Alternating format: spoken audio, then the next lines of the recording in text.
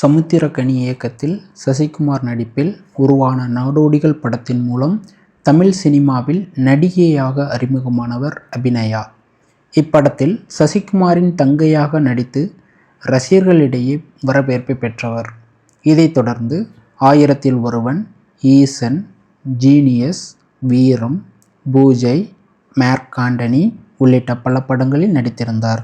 சமீபத்தில் மலையாளத்தில் இவர் நடித்து வெளிவந்த பனி திரைப்படம் மாபெரும் வெற்றியடைந்தது. சிறு வயதிலிருந்தே காது கேளாத மற்றும் வாய் பேச முடியாத நடிகை அபிநயா இன்று தனது தன்னம்பிக்கையால் சினிமாவில் சொலித்து கொண்டிருக்கிறார்.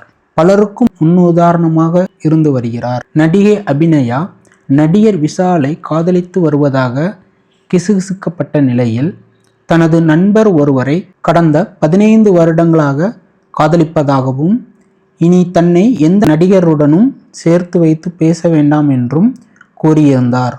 ஆனால் தனது காதலர் யார் என்பதை அவர் கூறவில்லை. இந்நிலையில் முதல் முறையாக தனது காதலருடன் எடுத்துக்கொண்ட புகைப்படத்தை நடிகை அபிநயா வெளியிட்டுள்ளார். இவர்கள் இருவருக்கும் கடந்த மார்ச் 9ஆம் தேதி நிச்சயதார்த்தம் நடந்துள்ளது. வருங்கால கணவருடன் அபிநயா இருக்கும் இந்த புகைப்படம் தற்போது இணையத்தில் வைரலாகி வருகிறது.